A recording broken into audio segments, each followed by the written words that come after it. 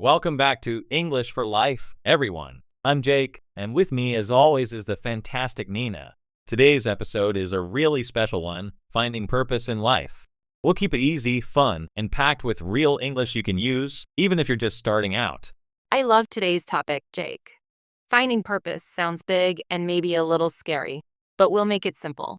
So, let's start with a question.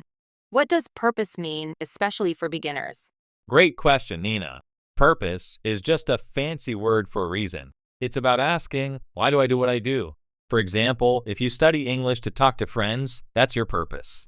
If you work to help your family, that's your purpose too. So it's like the why behind our actions. So, Jake, have you always known your purpose, or did you discover it by accident? Oh, definitely not. When I was younger, I just wanted to play video games all day. My mom would ask, what's your purpose? And I'd say, beat the next level. But as I grew, I realized I love helping people learn, so teaching became my purpose. Sometimes you find it by trying different things. That's good to hear. I think lots of people worry they need to know their purpose right away. Is there a simple way for beginners to talk about their purpose in English? Absolutely. You can use I want to or I hope to. For example, I want to help others or I hope to travel the world. These are easy ways to share your dreams and goals in English. I like that. So, if I say, I want to make people smile, that's sharing my purpose? Exactly, Nina. And it's a great one. Here's a tip. You can also say, my dream is to, or my goal is to. For example, my dream is to become a nurse, or my goal is to speak English well. It's all about expressing what matters to you.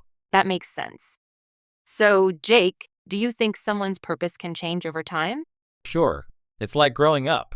When you're a child, your purpose might be to have fun. As you get older, maybe you want to help your community or learn new skills. And that's totally normal.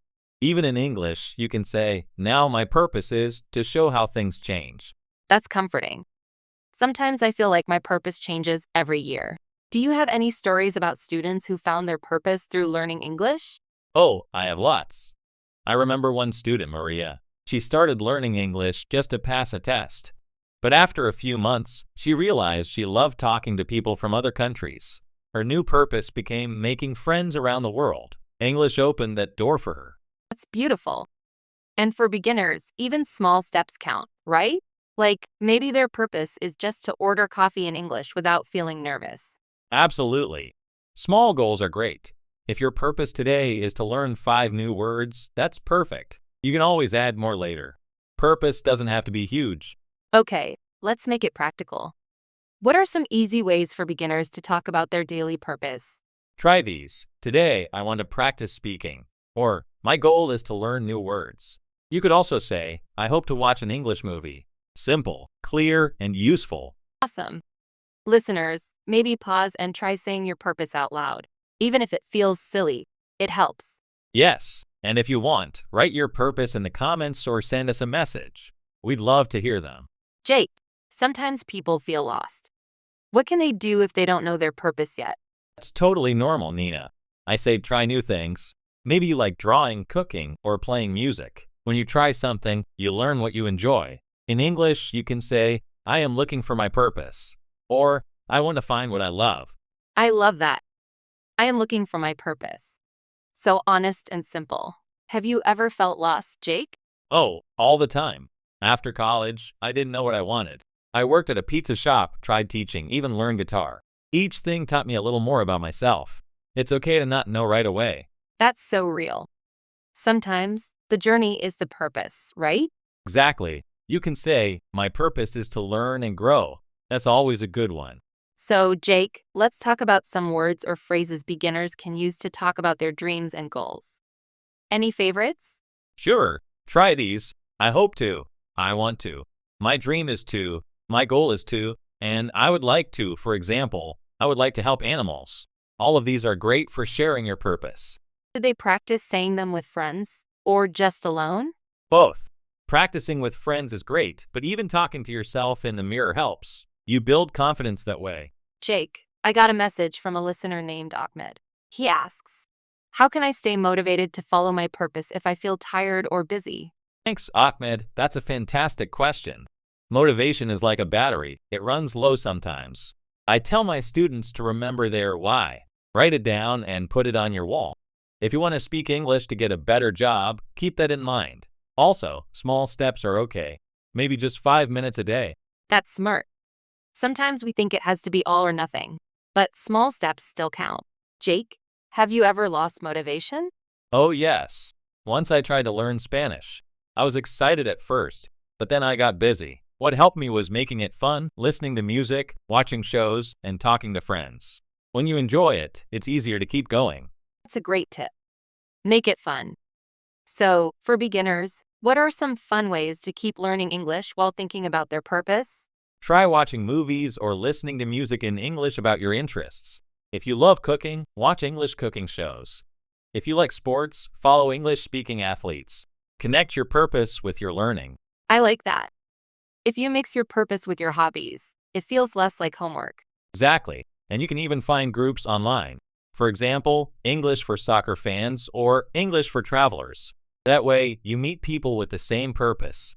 Jake, I have a funny story about mixing up English words when talking about my purpose. When I first learned English, I wanted to say, my purpose is to inspire people.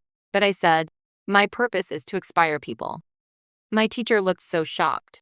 Oh no, that's hilarious, Nia. Inspire means to encourage, but expire means to finish or die. Big difference. Listeners, it's okay to make mistakes. They can be funny and help you learn. Definitely. I never forgot that word after that. So, Jake, what are some other tricky words around purpose that beginners should watch out for? One, goal, and gold sounds similar, but goal is your aim, while gold is a shiny metal. Also, dream as a noun means your wish, but as a verb, it's what you do at night. And reason is why you do something, not the season of the year. Oh, I love that. Maybe we should have a language fail of the week. Listeners, send us your funniest mistakes. Yes, please. We all make them. And if you ever mix up purpose and porpoise, don't worry, you're not alone. A porpoise is a sea animal. Okay, let's get serious for a second. What are your top 3 tips for finding purpose in life, especially for English beginners? 1. Try new things. You never know what you'll love until you try. 2. Talk about your dreams in English, even if it's hard. Practice makes perfect. 3. Don't be afraid to change your purpose as you grow. Those are solid tips. I'll add one. Celebrate your small wins. If you order coffee in English, that's a big deal. Totally agree. And remember, your purpose can be big or small. Both are important. Before we wrap up, let's challenge our listeners. Jake, what should they do after this episode? Write down your purpose in English. Even if it's simple, like I want to travel or I want to learn English. Say it out loud. Share it with us or a friend. I love that. And if you enjoyed today's episode, don't forget to follow, share, and subscribe. Tell a friend who needs some purpose in their English learning. Thanks for joining us on English for Life. We hope you found some inspiration and maybe a laugh or two. See you next time. And remember, your purpose can start with just one word. Try.